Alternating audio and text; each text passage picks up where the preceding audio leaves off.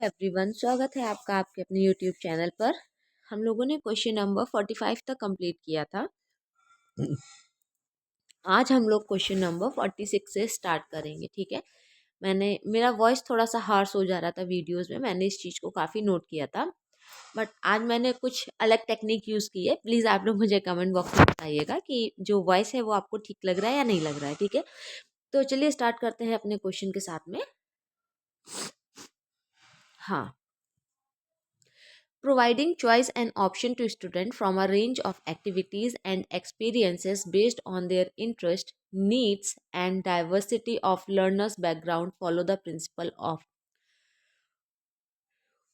विद्यार्थियों को उनकी अभिरुचि, जरूरतों और परिवेश की विभिन्नताओं को ध्यान में रखकर उन्हें विविध प्रकार की गतिविधियों का अनुभवों के विकल्प देना किस सिद्धांत का पालन करता है? तो ये करता है आपका इंक्लूजन, यानी कि समावेशन। यानी कि देखिए, जब हमने आपको बताया ना कि जब हम लोग सब चीज़ की बात करेंगे, ऑल स्टूडेंट्स की बात करेंगे, यहाँ पे हमने किसकी बात की है? जितने भी डाइवर्सिटी ऑफ लर्नर्स हैं, लर्नर्स के बैकग्राउंड्स हैं, उन हर चीज़ की बात की ना, तो जिसमें भी सब कुछ आ जाएगा ना, वो आपका समावेशन हो जाएगा। ठीक है, विच of the following does not promote culture sensitivity in class, यानी कि निम्न में से क्या कक्षा कक्ष में सांस्कृतिक संवेदनशीलता को बढ़ावा नहीं देता है? देखो, क्या चीज़ नहीं देगी कि आप किसी भी एक पक्ष के तरफ अपना झुकाव ज़्यादा रखेंगे। समझ गए? जैसे कि आपने विभिन्न संस्कृतियों के अनुकूल गतिविधियों का आयोजन करना, ठीक है। विद्यार्थियों को उनकी संस्कृत के अनुभवों को साझा करने को बढ़ावा देना, बिल्कुल सही बात है। मान लीजिए आप उत्तर प्रदेश में है, लेकिन कोई बच्चा केरला का है, तो आप क्या करेंगे? आप उसका जो कल्चर है ना, आप उसके जो एक्सपीरियंसेस हैं, आप उनको भी कहेंगे कि तुम भी बताओ अपने बारे में। और हमसे क्वेश्चन हमारा नेगेटिव पूछा गया है, और ओनली अपने आप में एक नेगेटिव शब्द है, यानी कि केवल प्रभावी सांस्कृतिक के त्योहार मनाना, ऐसा नहीं होता है। ठीक है, आप हर चीज़ को उतना ही इम्पोर्टेंट मानेंगे जितना कि आप अपने फेस्टिवल्स को इम्पोर्टेंट मानते हैं। Challenges in reading text and comprehending long passages is a challenge for student with dyslexia. जिन बच्चों को भी पठन वैकल्य होता है, यानी कि पढ़ने में समस्या होती है, वो बच्चे पाठ पढ़ने व लंबे अंशों को समझने में उन्हें कठिनाई होती है। ठीक है, जिन्हें डिसलेक्सिया होता है। विच of the following learner materials is not suitable for children with hearing impairment, यानी कि श्रवण बाधित। हम लोगों ने दृष्टि बाधित पढ़ा था, जिसमें हमारा ब्रेली सिस्टम आया था। ठीक है, लेकिन अब यहाँ पे हम श्रवण बाधित करेंगे।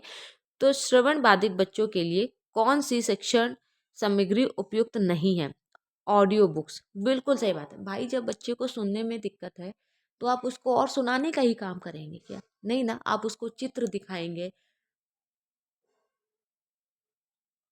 आप उसको मतलब ग्राउंड में ले जाएंगे, आप उसको रियल लाइफ एक्सपीरियंस दिखाएंगे, आप उसको जो हमारी स्मार्ट क्लासेस होती हैं, ठीक है, आप वो उसको प्रोवाइड करेंगे, आप उसको बुक्स देंगे, ना कि आप वहाँ पर एक एफएम की तरह या फिर रेडियो की तरह आप ऑडियो बुक्स प्रोवाइड कर देंगे। भाई, बच्चे को सुनने में दिक्कत है। ठीक है, एक शिक्षिका को अपनी कक्षा में सृजनात्मक सृजनात्मक का मतलब होता है जो बच्चे क्रिएटिव होते हैं, बच्चों की पहचान करने के लिए किस प्रकार के प्रश्न पूछने चाहिए?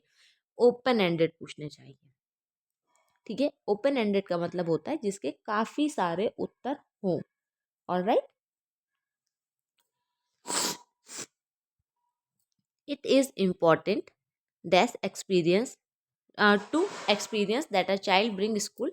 हाँ, बुल्ड ऑन, उन्हें आगे बढ़ाया जाए। देखिए, ये महत्वपूर्ण है कि बच्चा जो भी अपने साथ अपने अनुभव को स्कूल में लेकर के आता है, आप उसको आगे बढ़ाएं, ना कि उसको नकारात्मक करें या फिर उसको नज़रअंदाज करें। आपको ये सब नहीं करना है। ठीक है, बच्चा जो भी अपने घर से सीख करके आया है, अगर वो गुड मॉर्निंग की जगह राधे राधे कहना सीख के आया है, तो you you have to promote Radhe Radhe. Alright, how do children learn, बच्चे कैसे सीखते हैं? बच्चे चीज़ें खुद से करके सीखते हैं, बच्चे रीडिंग एंड राइटिंग के थ्रू सीखते हैं, बच्चे सुन के और बोल के सीखते हैं, बच्चे थिंक करते हैं, रिफ्लेक्ट करते हैं। बिल्कुल सही बात है। हमारे यहाँ पर सोचकर व मनन कर कर, मुझे तो ये भी आंसर आपका बिल्कुल अच्छा, 4 ही तो ऑप्शन है, सॉरी सॉरी, मुझे लगा 5 ऑप्शन है। ठीक है, आपका ऑप्शन नंबर डी है, वो बिल्कुल आपका सही है। ठीक है, in which of the following class are students likely to learn well. किस कक्षा कक्ष में विद्यार्थी जो है वो बेहतर ढंग से सीखते हैं? जहाँ पर बच्चा स्वयं सीखेगा, हैंड ऑन एक्टिविटी करेगा, वहाँ पे बच्चा अच्छे से सीखेगा। ठीक है, जैसे कि पैसिव नेगेटिव काट दो, ओनली नेगेटिव काट दो। Teacher allow children to follow their own pace of learning. ठीक है, बच्चों को उनकी गति के अनुसार सीखने की अनुमति देना। मानकीकृत यानी कि स्टैंडर्डाइज्ड अपने आप में नेगेटिव शब्द है। देखा कितने आसानी से आप क्वेश्चन को सॉल्व कर सकते हैं। When teacher include experience of children and give example from their socio culture context, it fosters a sense of depth in children. अपनापन। जब शिक्षक बच्चों के अनुभवों को कक्षा में शामिल करते हैं, उनके सामाजिक सांस्कृतिक संदर्भ से उदाहरण देता है, तो बच्चों को अपनापन लगता है। ठीक है ना। The process of problem solving is promoted through, जो समस्या समाधान की प्रक्रिया होती है उसे कैसे बेहतर होती है, किस चीज़ से बेहतर होती है, तो वो आपकी तार्किक सोच से, यानी कि एनालॉजिकल। देखिए पैसिव नेगेटिव होता है, फिक्स्ड कुछ भी नहीं होता है, कोई भी रिस्पॉन्स पहले से सेट नहीं होता है। ठीक है, बहुत ही ईजी क्वेश्चंस हैं अगर आप इनको समझ लेते हैं तो। आपको मैंने सारे नेगेटिव वर्ड्स बताए हैं, यहाँ पर आपके सारे नेगेटिव वर्ड्स हैं, आप इनको फट से कट कर सकते हैं। All right. Children's misconception and error, जो बच्चों की भ्रांतियाँ और त्रुटियाँ होती हैं वो बहुत अच्छी चीज़ मानी गई है हमारी पेडागोगी में। ठीक है, अगर बच्चे गलतियाँ कर रहे हैं तो ये अपने आप में एक बहुत अच्छी चीज़ है।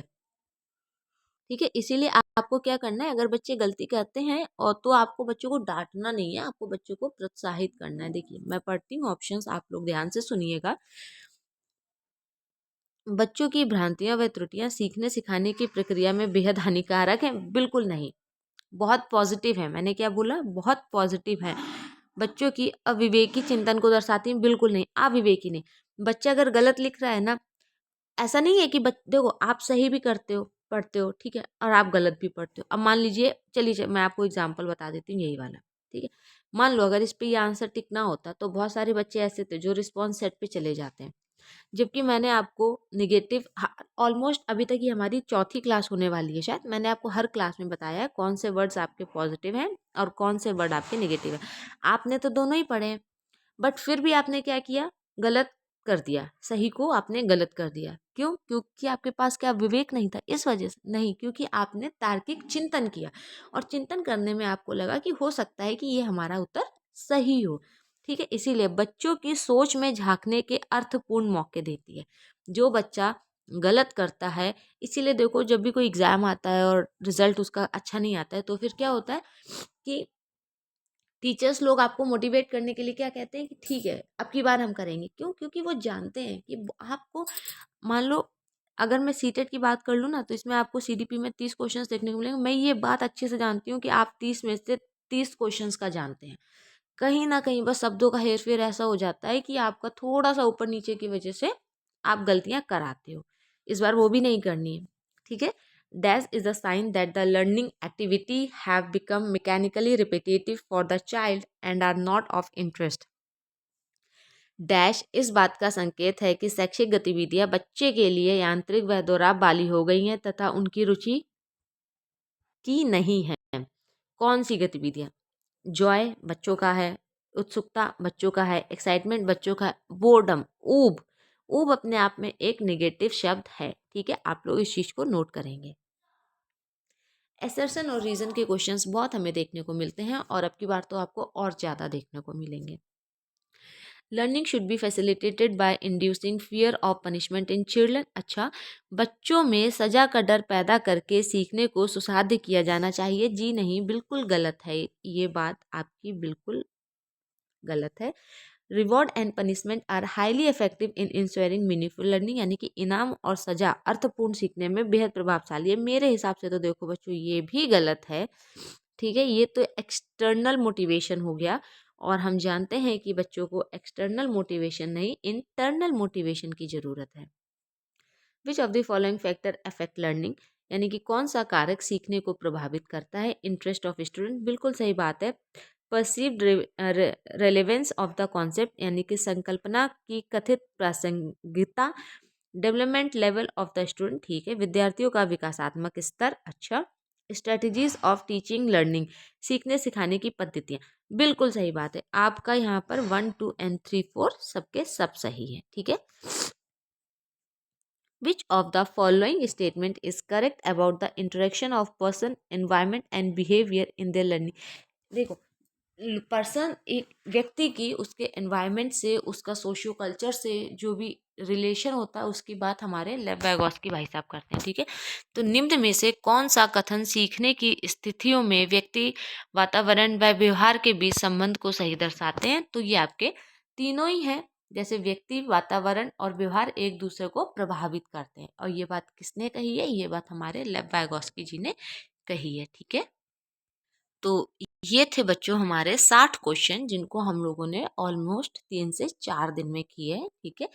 क्योंकि मतलब मैं ज़्यादा करके वीडियो को लंबा नहीं करूँगी, बस मैं आप लोगों से यही कहूँगी कि I am new on YouTube, और अगर आप लोगों तक मेरी वीडियोस पहुँचते हैं, आप इनको पसंद करते हैं, तो प्लीज़ अपना सपोर्ट बनाएं। धन्यवाद।